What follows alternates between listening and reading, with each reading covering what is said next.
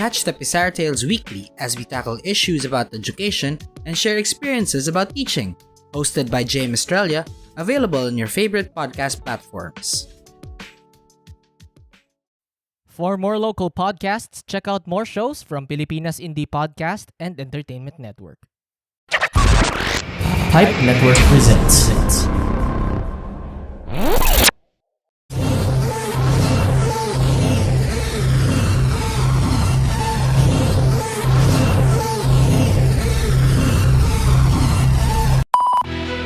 Welcome to your unfiltered Tagalog Wrestling Podcast. This is the THEMTG Show Podcast.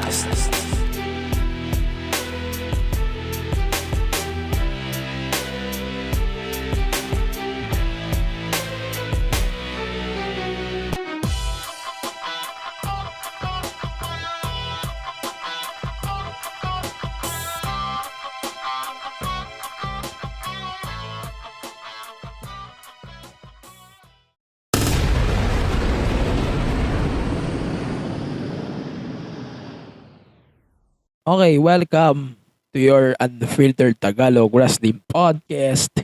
And this is the MTG Show Podcast, our wrestling podcast. Okay. Bago tayo mag-umpisa sa episode natin ngayong linggo, I want to say something Sorry nga pala sa mga napapaisip doon sa episode natin last week kasi lumilipad ang isip ko last week. Sabi ko i-record ko pa din to kahit anong mangyari sa akin last week. And unfortunately, ganun nga nangyari last week. Sobrang hindi ko alam kung ano yung mga pinagsasabi ko last week. Sana maayos ko na to ngayon and thank God, mas maayos na ako ngayon kumpara last week.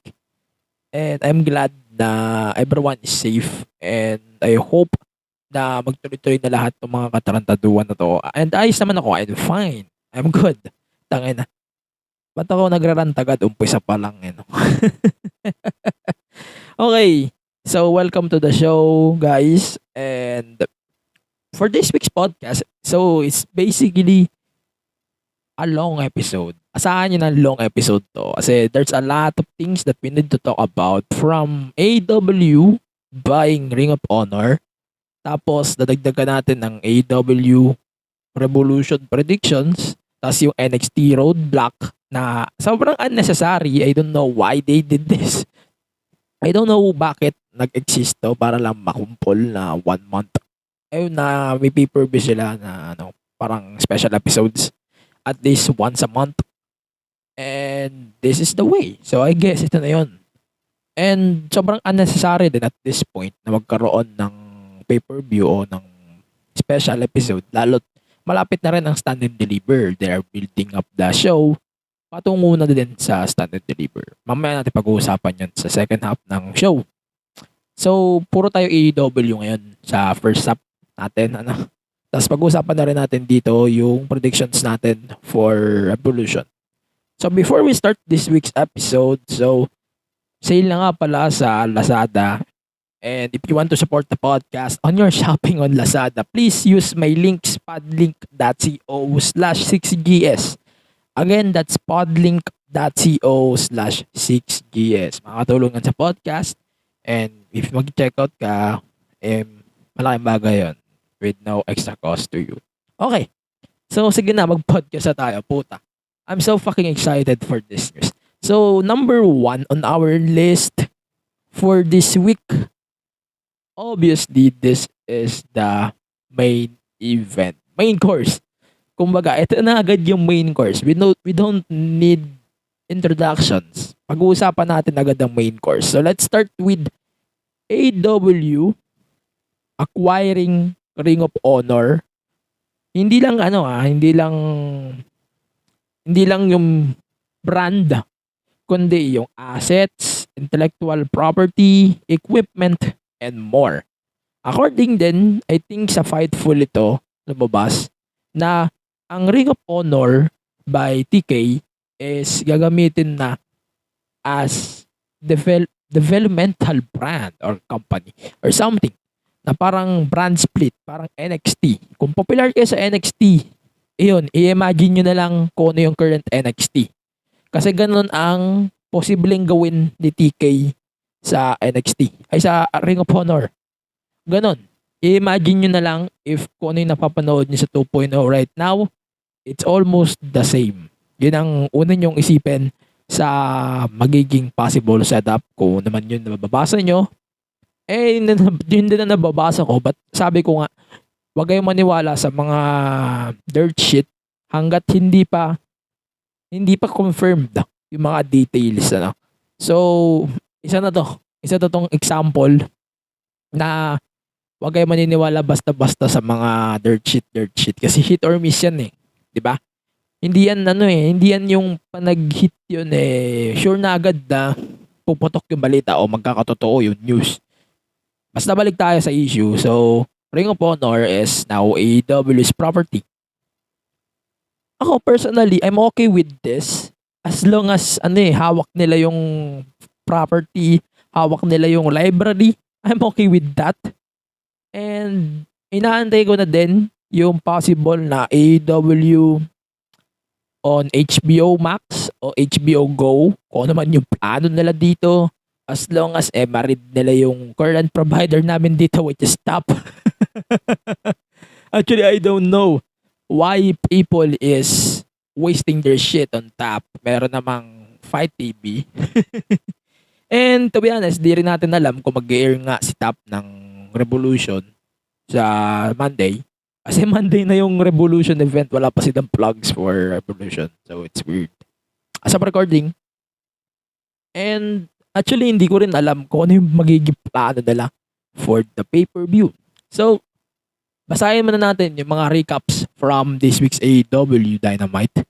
So, syempre, yun nga, yung announcement ng Ring of Honor. So, pinaglaban din ni TK. Pagkatapos, si Bryan Danielson and Christopher Daniels. So, sinabi ni TK na sila yung nag-headline ng first ever Ring of Honor event. And sobrang ganda ng sorpresa ni TK doon na binigay din nila itong same match-up na to earlier sa Dynamite. So, it's a good stuff for me. That's a good match. Pero definitely, mas naglo-look forward ako sa mga bagay na ano ba tawag dito? Yung mga bagay na posibleng mangyari on Sunday, Monday, Manila time. Mas excited ako dun kaysa dito. And ayoko nang i-waste yung time ko. So, mayroon pa tayong contest. So, we got the MJF CM Punk thing. So, ano ba masasabi ko dito? So, habang tumatagal kasi, nagkaka-interest ako bigla sa story nila MJF and CM Punk. Yung double turn na sinasabi nyo, actually, it's a possible thing. Yung double turn, sobrang possible niya sa akin. Alam mo yun, dating na galit sa MJF, tapos parang si Punk wala lang. Actually, it's a execution na maganda talaga yung maganda yung nagiging story nila. And maganda rin yung execution ng story. So, hindi na ako magtataka sa inyo kung magagandaan kayo, papangitan kayo. It doesn't matter. Kasi ang siste lang sa akin yan, pag maganda ang isang story, hindi mo pwedeng iwanan eh. Ito yung mga nangyayari sa AEW. Kaso like what I said, hit or miss yung nangyayari. Hit or miss, hindi mo masasabi na maganda ba dito, maganda ba doon? Hindi eh. Masasabi ko, hit or miss talaga eh.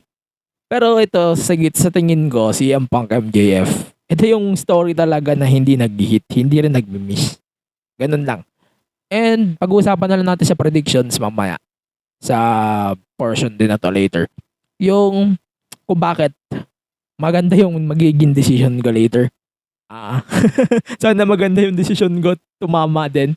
And then next, really quick, we're going to talk about the, So may triple threat pala sa Friday. Wow. For the TNT Championship. So it's Sammy Guevara, Andrade El Idolo, tsaka si Darby. So that's a triple threat for the TNT Championship. Actually, I don't know if na-notice nyo lately, bakit dalawa pa yung belts ni Sammy. Oo. Sobrang nanonotice ko talaga yun almost every week habang tumatagal yung run niya dito. Number one, wala na si Cody sa AEW.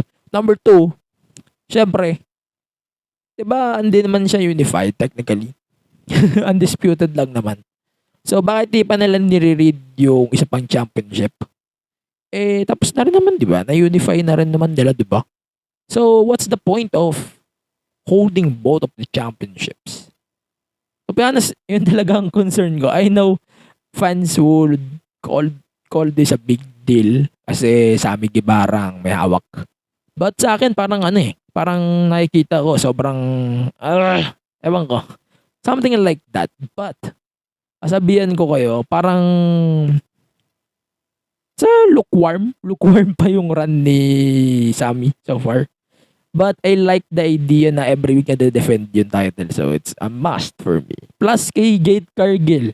At this point kay Jade Cargill, mas gusto ko na siya yung women's champion. Yung AEW women's champion. Rather than Britt. Kasi si Britt parang pasawa na yung tao kay Britt. I don't know kung bakit ganun yung nangyari. Pasawa na yung tao. Sa halip na patuwa, pasawa yung nangyayari. Diba? And depende rin naman. Hit or miss pa din naman talaga sa akin. Lalo na itong women's division ng AEW. Okay. So, yun lang ang aking thoughts on Dynamite earlier. So, it's time for me to give my predictions on Revolution pay-per-view. So, Revolution will take place on Monday, Manila time. Mapapanood nyo yan sa Fight TV, sa Top, at saka sa Premier Sports. Kaso hindi pa clear kung papalabas din nila sa Top at saka sa Premier Sports 1. Kasi wala pa rin silang advertisements, wala rin silang hype for AEW Revolution. And sana meron. Umaasa ako na meron. Sa mga mamaya may explain ako. May pro tip ako sa inyo. Okay. So, AEW Revolution card na to, it's sobrang stacked. Alam mo yun. Yung mga pay-per-view, yung mga ganitong pay-per-view, dapat ganito ka-stack talaga. Hindi yung maglalagay ka na lang ng random pay-per-view, maganda lang sa match, pangit yung build-up. Diba? Nakakaumay. Okay, let's start the show. Sige na.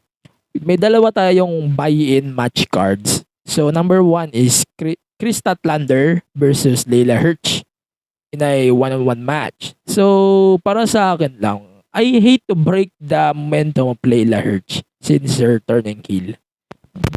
Sorry. Putang ina. Sorry. Yan, yun na yun. Hello?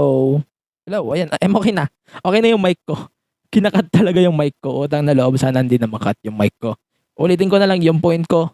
So, I think deserve ni Chris Statlander na manalo dito sa match. And hindi ko naman pwede sabihin na hindi deserve ni Layla, but I think the build up on Chris Statlander is special eh. Parang ibibuild siya on in a long term diba? In a long term storyline na posibleng mangyari sa May o sa Owen Cup. If isasali siya sa Owen Cup, ganun yung posibleng mangyari, alright? And then we have Hook versus QT Marshall. Man, kailangan pa ba natin pag-usapan to? To be honest, hook ako dito, no reason. Sobrang easy lang i-predict ito. Hook ako. Sabi ko, guys, ito, linawin ko na agad Kung mag-interrupt yung mic ko, utang na loob, pasensya na agad. Kasi, ewan ko, ba't di nakikisama yung mic ko right now? Okay, continue tayo. So, main card. Let's start the main card. Ito, linawin ko hindi to in order sa mga mangyayari. Ito yung posibleng in order. Depende ko siya sa mga stakes. Something like that. So, let's go. First match of the card is Sammy Guevara, Sting, and Darby Allin versus AHFO. So, Andrade Hardy family. Office, whatever, kung naman tawag nila doon. So, it's Andrade, Jeff Hardy, and Isaiah Cassidy. Okay. Easy choice. I think if i-break na yung AHFO, dapat mananalo dito sa Sting. Pero feeling ko, kailangan pa ng momentum ng AHFO eh. Diba? Yan. So basically, AFHO. Ako. And then, Sting, Eddie Kingston versus Chris Jericho. Ang ganda ng story nito, I swear, but ako, una ko naiisip mananalo si Kingston by distraction. Magdi-distract dito ang, PNP. Powerful and, tawag dito? Ano ba tawag dito? PMP, sila Santana and Ortiz. Feeling ko, isa yun sa mga posibleng mangyari sa story na to. But, hindi pa naman siya lukewarm para sa akin. But, it's gonna be a good fight for sure. Jericho and Eddie Kingston. So, my predictions for that is Eddie Kingston actually. And then, ito, CM Punk versus MJF in a dog collar match. So, the only way to win the match is by pinfall or submission. I think, tama ba? O yung four taps. I'm not sure. Hindi ako sure sa rules ito. But, yung huling dog collar match ng AEW, 4 taps eh. Diba? I'm not sure. Hindi ako sure. Pero I think they're going to do the 4 taps. Yung magtatap sila sa every corner. Pero ito, I think MJF ang manalo dito. Why? Kasi he needs the win. CM Punk, pwede siya kumain ng talo. Kasi hindi naman siya ganong big name na sa AEW. He's a big name but kailangan din i-build ng AEW si CM Punk. Ay si MJF kasi young talent eh. Isa sa mga young talent ng AEW and he deserves the rub of CM Punk. Sobrang laking bagay ng rub na to ni CM Punk sa kanyang career right now. Kaya sobrang laking plus 1 nitong moment na to pag tinalo ulit ni MJF si Punk. Pero may plus din ako pag nanalo si Punk dito, pucha. Pero parang naghahati-hati pa ako eh. Pero feeling ko it's MJF. MJF will win the match obviously. And then, let's tuloy tayo sa Jon Moxley versus the Bryan Danielson. Man, regardless sa outcome itong match na to, feeling ko it's gonna be a good banger match. And ang sigurado ko baka matuloy talaga yung team. Kahit anong mangyari dito talaga. But I'm going to pick Jon Moxley safely kasi kakabalik niya lang and I think he deserves a win on a pay-per-view kasi kakabalik niya nga lang. Like what I said. Okay. So, move on tayo sa start na tayo sa mga title matches. So, let's start with Lucha. Wait lang, sino nga to? Luchasaurus, tsaka si Jungle Boy, Jurassic Express versus Young Bucks, the winner of the Battle Royale earlier on Dynamite versus Red Dragon, Kyle O'Reilly, and Bobby Fish in a triple threat ladder match for the AEW World Tag Team titles. Man, I don't know at this point, but if paglalabanin nyo ang Bucks tsaka Red Dragon, kailangan dyan yung title eh. Kaso masasapawan sila Jungle Boy tsaka si Luchasaurus. I'm okay with the idea, but like what I said, mas okay talaga sa akin na hindi mo na sinama sa picture yung tag titles sa dalawa. But it's money. Remember, Kyle O'Reilly, Bobby Fish, Young Bucks. It's money. So in the end of the day, I think ang gusto kong manalo Young Bucks eh. O yung sila Kyle O'Reilly, yung Red Dragon. Pero na-feel ko din na baka manalo ang sila Luchasaurus tsaka sila Jungle Boy. Yung tawag ba dito? Nakalimutan ko yung tawag dito. Jurassic Express. Ayan. Feeling ko mananalo talaga yung Jurassic eh. For reason. Kasi 'di ba may parang civil war or something ng Bucks at tsaka Red Dragon. So, dito din natin malalaman kung yung loyalty pati ni Adam Cole lately. But, medyo connected siya mamaya pag-usapan natin. And then, sige, let's talk about the Face of Revolution ladder match. With the winner will face the TNT champion and will become the #1 contender. So, it's Keith Lee, Powerhouse Hobbs, Wardlow, Ricky Starks, Orange Cassidy, and ITBA. So, it's Christian Cage or Ethan Page. So, feeling ko naman si Ethan. Gusto ko manalo si Ethan Page. But, feeling ko kung gusto nila lalo mag-stack tong card, ilalagay nila dito si Christian eh. So, simple as that. Okay? And the winner, regardless of that, it's either Keith Lee o si Wardlow eh. Si Wardlow binibuild up nila sa possible heel turn o face turn kay MJF. Which is a good plan actually. Pero, ang na-feel ko din naman, at the same time, kung mananalo si Wardlow, maganda yung magiging ano niya dito, magiging run niya. Kaso kailangan niya munang i-read si MJF as soon as possible. Kaya, ang safe choice ko talaga is Keith Lee. Keith Lee ang mananalo dito. Basta ito, either lang sa dalawa, kay Keith Lee o kaya kay Wardlow. Pero feeling ko ano mas okay ako kay Keith Lee na siya yung manalo sa ladder match. Mas okay ako sa kanya, sa tingin ko. Then, Ty Conti versus Jade Cargill for the TBS Championship. Man, Jade Cargill is on the fire right now. I don't think ina-drop niya yung title any soon. So, Jade Cargill is yes fuck. And then, Britt Baker versus Thunder Rosa for the AEW Women's World Championship. It's a hard one. Kasi napin ni Thunder Rosa si Britt sa Dynamite. So, it's kinda 50-50 situation for me.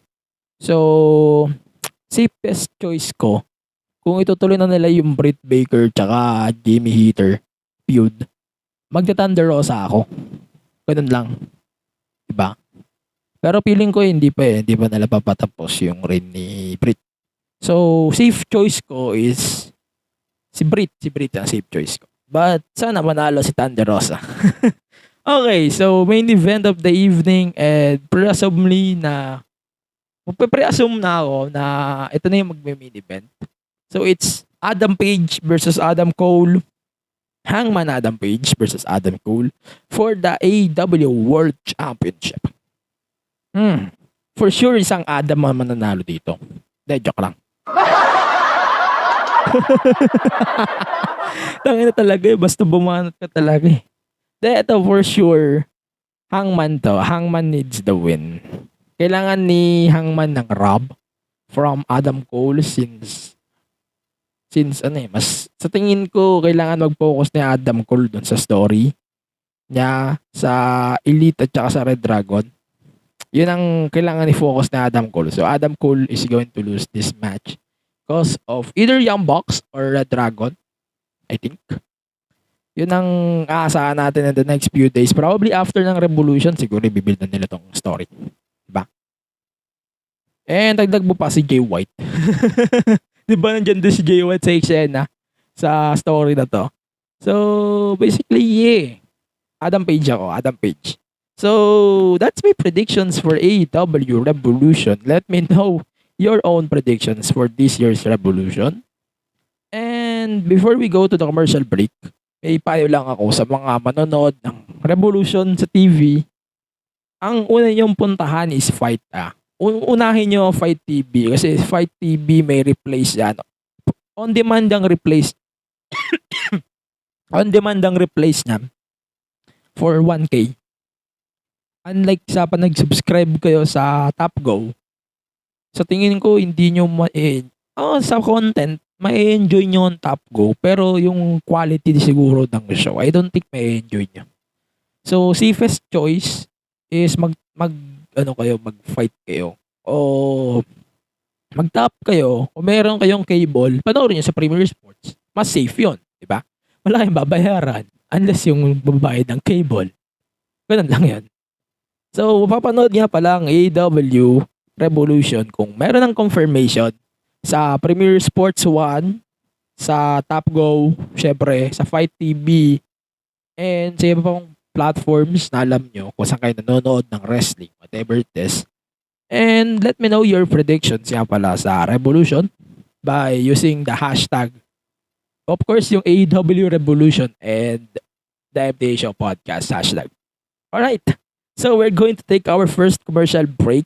And when we come back, we're going to talk about solely WWE. Puro WWE na lang to. And on our third half of the show, I think we're going to do a small tribute on Cesaro kasi gusto ko tribute yung moments niya kasi 'di ba umalis na nga si Cesaro sa WWE. We're going to talk about more details about that in our second half of the podcast. So for now, let's check our other podcast on Pipe Network.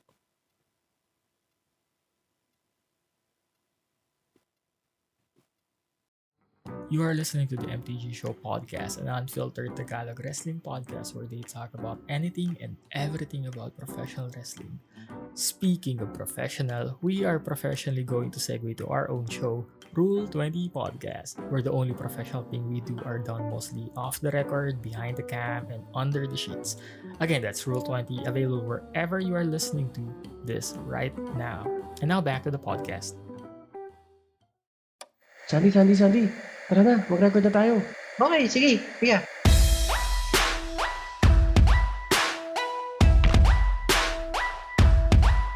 This is 480 TV Pod. The 482nd TV After Show Podcast. This season, we are going to talk about the Falcon and the Winter Soldier.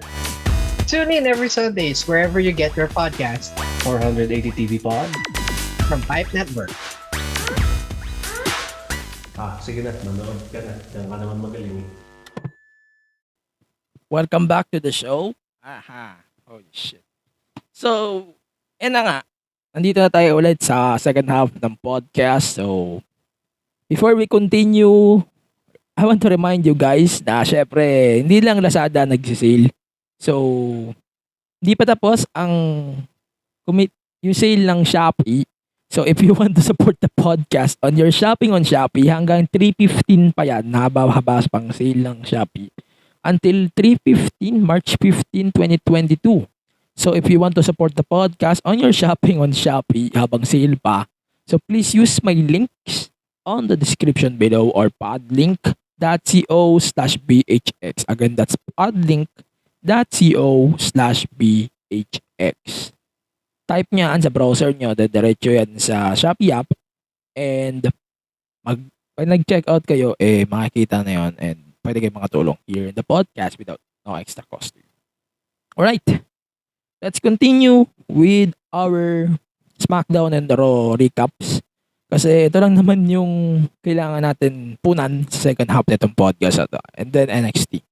Kasi we're going to do the roadblock predictions as well. So, first thing, bago tayo doon sa mga recap on this week's Raw and SmackDown. Let's talk about Cesaro. Kasi si Cesaro ay nag-quit. O technically, natapos na yung contract niya. So, he didn't sign the new contract. So, naging free agent na siya. So, he quit WWE technically. So, si Cesaro, guys, tandaan nyo, sobrang solid na naging run nito eh. Hindi nga lang siya naging world champion o US o IC man lang. Naging US siya pero it's a long year na. Sobrang tagal na naging champion. Puro tag nga lang hinahawakan ni Cesaro. I don't know what's wrong with this fucking company eh. To be honest, hindi ko alam kung ano yung problema kay Cesaro. Na I thought they're going to give him a moment ng last year but he didn't because they suck. Okay. So, wala pang matinong details kung saan posibleng pumunta si Cesaro.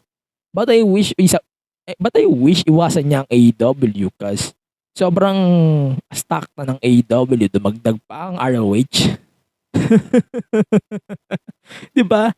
Dumagdag pa ang ROH kasi gusto niyo pagkunin to. May Jeff Hardy pa. Saan nakakakuha ng pera ng kada shows? Oh shit. Di ko ma-imagine talaga pag lumubog ang AEW. Pag lumubog to 3 to 5 years, wala. Ang hirap i-imagine ng AEW. It will not be the same, obviously. Okay. Continue tayo sa ating Raw SmackDown recaps. So, let's start with SmackDown. So, first thing, I want to notice something on Ronda Rousey. Kasi si Ronda, I'm impressed on Ronda's run lately. Pero hindi ako nai-impress sa mic niya. I don't know kung ako lang. Pero I think kailangan na ni Ronda Rousey ng mouthpiece at this point. Kasi hindi niya kayang ma-please yung crowd. Yung crowd na to. Sobrang, I think, hindi niya kayang ma-please. Kasi, wala eh. Parang ang plain eh. I know she is the baddest bitch, but I don't think umaakma siya sa pinapakita niyang gimmick right now eh. Parang hindi kompleto yung experience pag walang mouthpiece si Ronda ngayon. And for me, Paul Heyman would be a great mouthpiece, definitely. But at this point, mas malinaw sa akin na magpa-mouthpiece talaga si Ronda. Kahit sino na. Pero, ganun eh. Parang gusto ko talaga makakita ng mouthpiece o magkaroon ng mic kay si Ronda o basta mouthpiece. Ganun na yun. Simple as that. Parang kulang sa akin yung Ronda experience ngayon kaysa nung huli. Kasi nung huli, it's either okay o meh. Meh talaga yung run na yun ni Ronda. But regardless, it's Ronda Rousey. Popular pa din yan kahit ano bang gawin niya nung magpakatanga pa yan.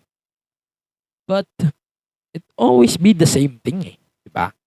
Parang ang lumalabas dito, hindi natin alam kung ano yung mga nakikita natin na right now on TV. Simple as that. Sobrang sobrang out of this world day yung gimmick na to ni Ronda. Meanwhile, dagdagan din natin na hindi pa rin pala tapos si Sonya dito kay Ronda. Parang sobrang out of place na ni Sonya Deville dito. I know, Diyos ko. Di pa sila kontento dun sa messed up nila ng kay Ronda at Naomi. Tapos Sonya and Charlotte, di pa sila kontento dun. Kasi sobrang okay sa akin yung match ah. Okay sa akin yung match. But sobrang nakakabagot na at out of this moment, magkasama pa rin sila sa isang team. Tapos ganyan. Putang ina. Ewan ko kung maiinis kayo sa part na yun. Pero sobrang nakakainis na yung mga long-term shit nila na to. Pwede na nilang gamitin to para mag-face off talaga si Charlotte at si Ronda nang hindi gumagamit ng distractions eh. Kasi maganda naman yung ginawa nila last year o noong Mania 35. But hindi nila magawang formula na yun ngayon. Diba? So, let's move on to the next story. So, we got Johnny Knoxville versus Sami Zayn in a match for the Intercontinental Championship at WrestleMania possibly. Hindi pa ito na-official lang. Pero, feeling ko, itong match na to at this point, ginagamit na lang talaga ng WWE yung popularity ni Johnny Knoxville. Kasi di ba Jackass Forever? I think that's the only reason that's why Johnny Knoxville is here on this year's WrestleMania. So that's pretty much it. Yun lang yung reason na yun. And then, sige, let's talk about Sasha Banks and Naomi and the State of Women's Division. At this point, sobrang out of place na yung ganitong formation ng tags, di ba? Sobrang binato na lang talaga nila na parang tae yung match na to. So, mag-akakalaman na lang tayo sa predictions na itong WrestleMania. But, sabihin ko pa rin talaga na I'm okay with this as long as hindi sila mananalo. Hindi mananalo sila Carmella and Zelina. I know out of action na din, hindi na rin nagpapakita yung dalawa. But definitely, like what I said earlier in the year, I think nasabi ko to a few times na Naomi deserves a redemption arc and winning the tag team titles with Sasha would help Naomi doon sa arc na yon, yung redemption arc niya since 'di ba sobrang messed up na yung story niya and Sonya. And I think this thing would help the story para gumanda yung redemption run niya. At least nagka-tag team title run din si Naomi. And that's a pretty good touch din for Sasha. Kaso lang, ang una kong sasabihin, hindi talaga pantag tong dalawa. Hindi yan kagaya ng Iconics at lalong hindi yan kagaya ng Lay Cool na nag-work yung tag team chemistry nila. Because of them being flawless diba? Hindi rin yan kagaya ng Bella Twins na maganda yung run as a tag team, maganda rin yung run as a singles competitor. Hindi yan it's not the same. Hindi yan same kay Sasha and kay Naomi. Kaya sobrang, ewan ko, naiinis ako, something like that, sa disappointing booking nila kay Sasha and kay Naomi. But at least, mukhang magkakatotoo yung redemption arc. So, it's a good thing pa din na nandito si Naomi sa state na to. Then, okay, so, finally, we're going to talk about the contract signing between Roman Reigns and Brock Lesnar. So, in-announce sa WWE Network o sa SmackDown ladder na yung match na to between Roman and Brock is gonna be a winner-take-all unification match at WrestleMania Night 2. So, sigurado na yon. And, ang una kong naisip why they're doing this unification BS is para lang ma-justify na Fox and USA wants both Brock and Roman, either one of them, na mag-appear sa mga shows kasi pare silang draw. So, unifying the titles, technically not really unifying, but I think it makes sense pag ganun na yung pag-uusapan. So, if we're going to talk about money on this, I think it would make sense if they're going to do that in that way.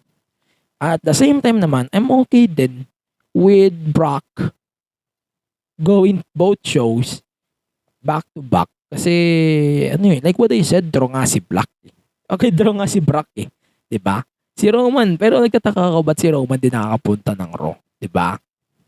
Pero, sana i-build pa nila ng mas mabuti sa both shows. Kasi, pares naman na shows yung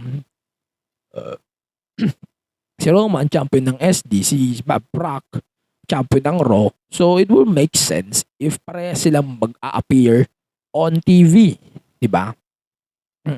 Sorry sa digay ko. Napadigay ako bigla. But, it's all good naman. Yung contract signing, it's all good. Medyo nabitin ako sa appearance si Brock.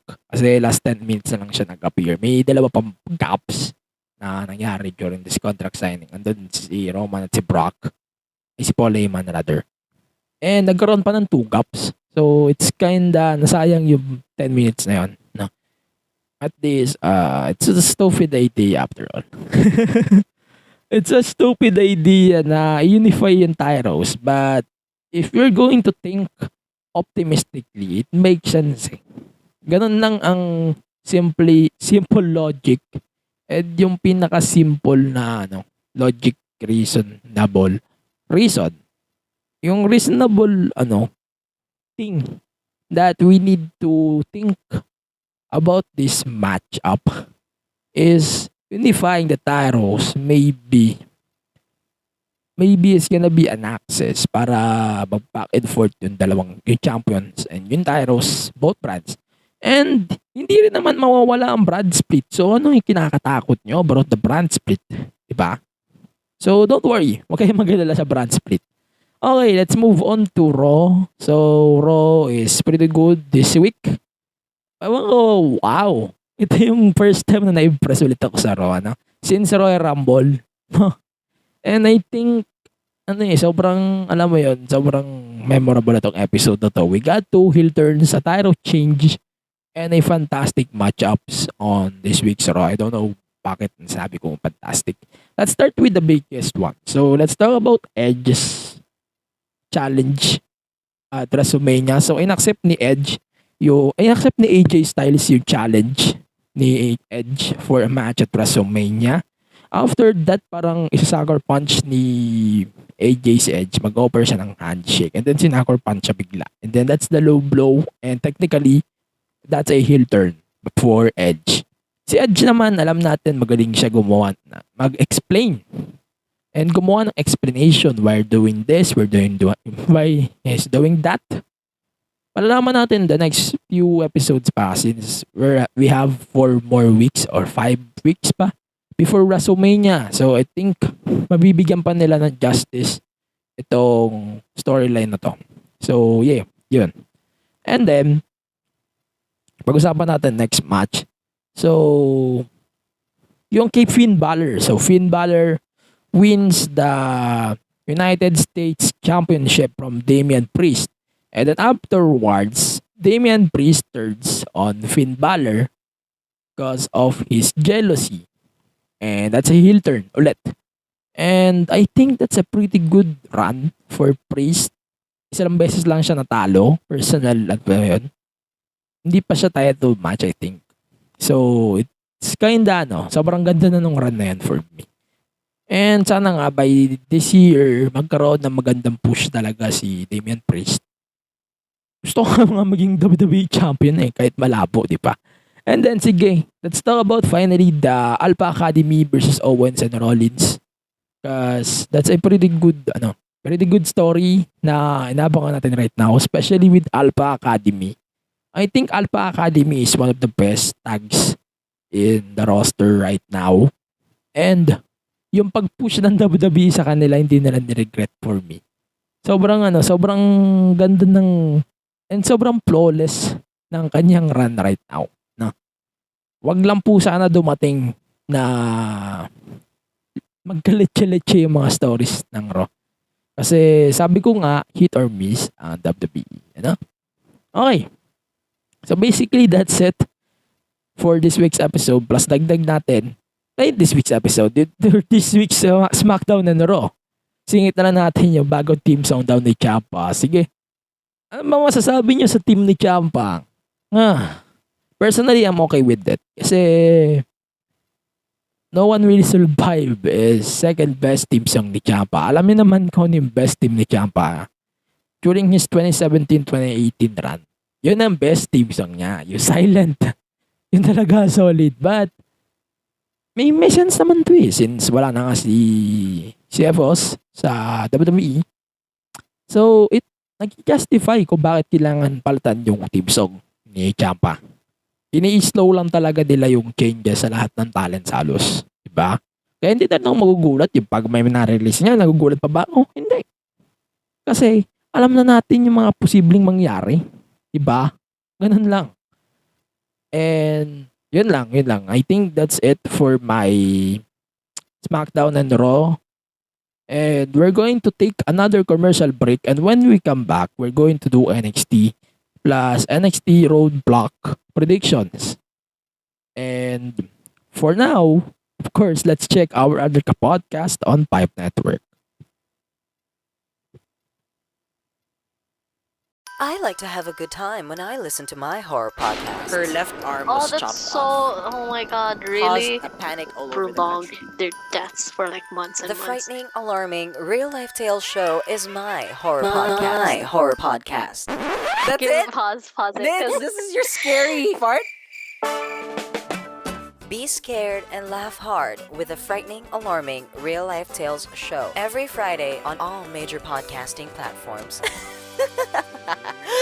Don't say I didn't warn you.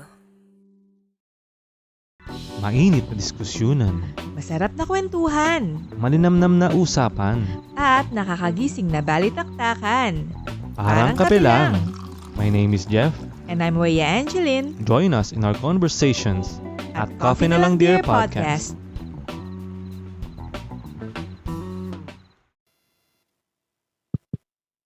Hello. Okay. Welcome back to the show. Okay. Wala na akong kailangan i-plug. So, continue tayo sa ating...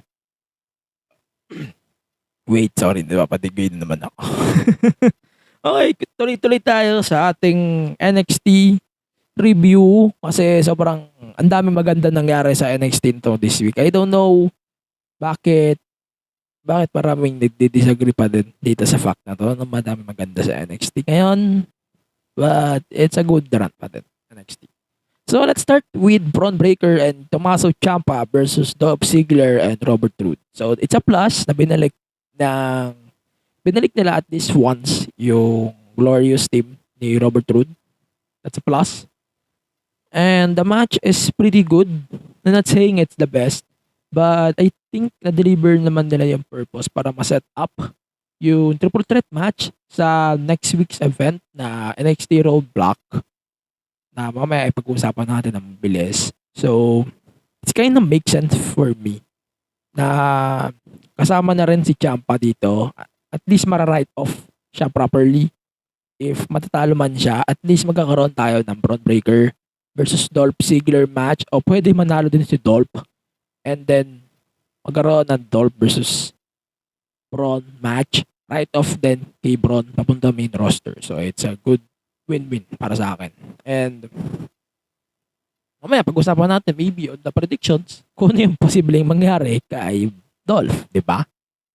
And then, let's talk about Solo Sikoa versus Kanta. Man, I don't know, pero na-miss ko tong match na to a little bit. Pero I think ito yung match talaga ni ito yung sa tingin ko na win-win eh. Itong mga ganitong matches like this.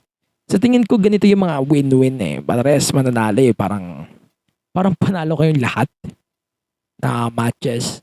But, ayun nga, na-add niya yung streak ni Solo Sikoa and Kanta gets the win for Imperium. Okay, yun lang. I think that's a good, nothing, that's the best decision. But, it's a good continuation pa din sa story ni Kanta na possibly din mag-lead sa isang title run in the future. And si Solo naman, maayos si Solo eh. Actually, I love Solo Sikoa, but may mga miss pa siya na kailangan i-fix. Especially with this, some in-ring things. But overall, it's a pretty good experience na mapanood si Solo sa NXT. And then, update tayo sa atin, Dusty Cup. So, nakapasok ko na sa second round. Semis, sila Dakota Kai and Wendy Chu and Raquel Gonzalez and Cora Jade.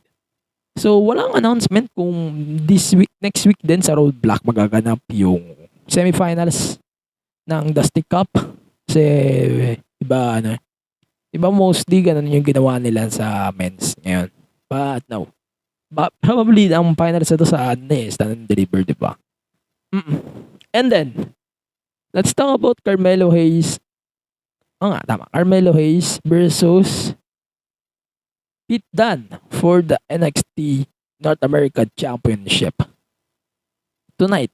So ako, sabihin ko lang, hindi ako fan ng every week na title matches talaga eh. Hindi ako fan na ganun lagi na there's one title na nade-defend every week unless there's a special show. Kasi umaapaw dun sa mga pay-per-views eh, sa mga premium live events nila, sa mga shows na special. Umaapaw kasi o sumasapaw yung mga ganitong matches. And nawawalan ng focus yung mga matches na yun unless na-explain nila properly. But regardless, the Melo Pete Dunne match is a pretty good solid match. If you want to watch Carmelo Hayes' matches, I think ito yung isa sa mga must watch na match ni Carmelo eh. Diba? Parang if magme-memory lane kayo, ito yung isa sa mga best matches ni Melo on his career. And hindi nyo ako pwede ma-at kasi sobrang solid, man. Sobrang solid ito.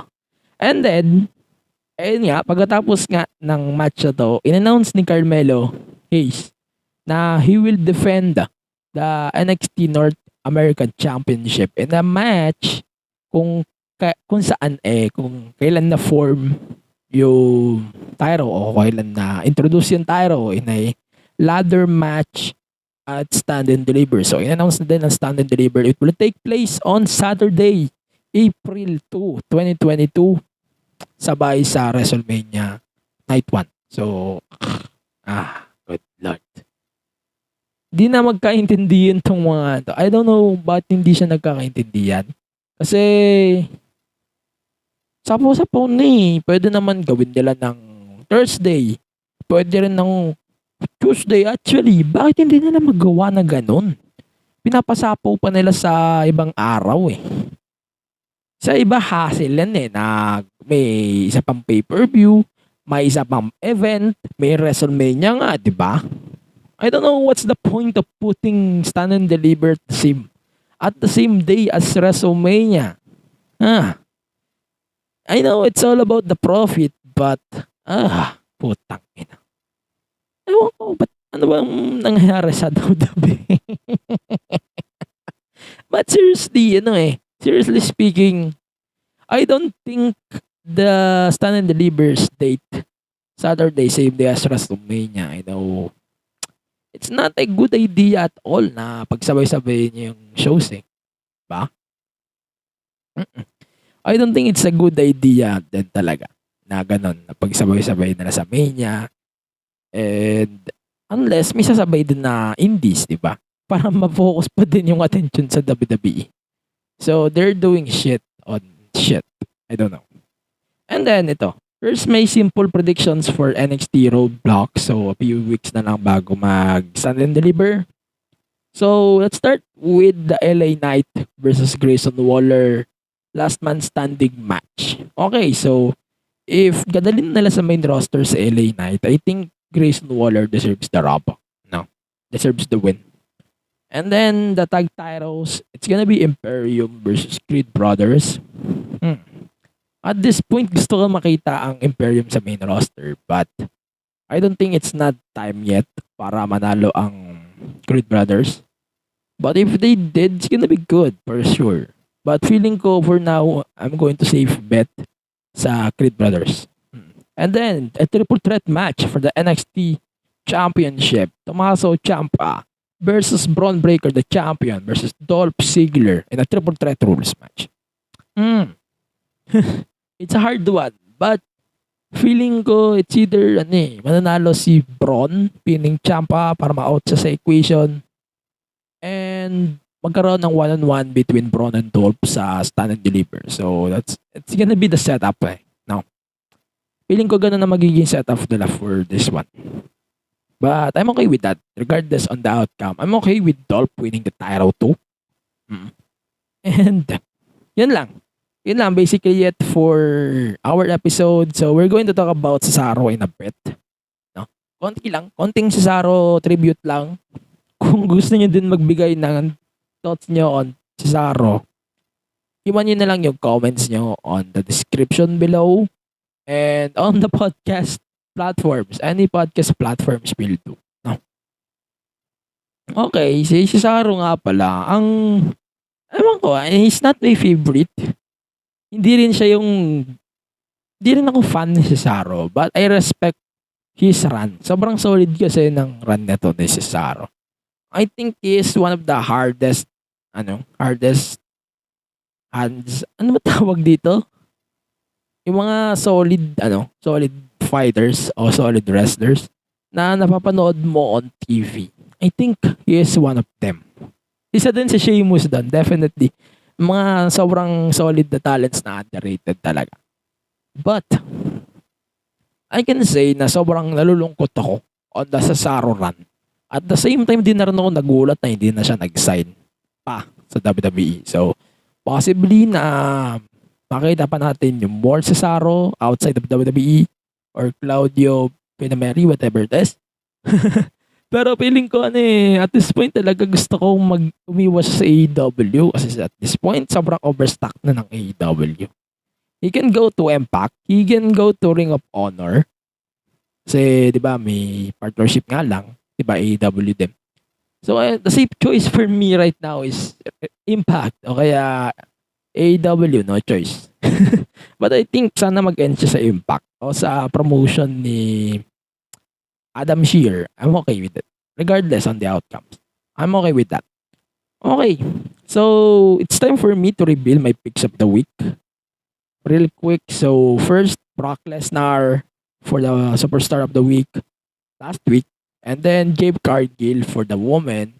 And the match between Bryan Danielson and Daniel Garcia for our match of the week. So, that's pretty much it for our predictions and possible outcomes for Revolution and NXT Roadblock. If may na-miss pa ako sa episode na to ngayong linggo, please, sabihan niyo ako. Baka next week gumawa ako ng ilang recaps for the New Japan Cup. Kasi ang hirap subaybayan. It's a big tournament, 48-man tournament. Man, hindi ko kaya subaybayan yun in one sitting. So, abangan nyo na lang. Probably the finals o pag nakalahati na yung New Japan Cup, siguro gagawa tayo ng recap on what's going on New Japan Cup. So, it's pretty interesting. For sure. So, that's it for my podcast this week. So, follow the podcast on all of the social media platforms, Facebook, Twitter, Instagram, Twitch, and on TikTok at the MTG Show Pod. You can listen to this podcast every Fridays and sometimes every Tuesdays, every 2 weeks on your favorite podcast platforms and on the podcast app that is available on Google Play Store.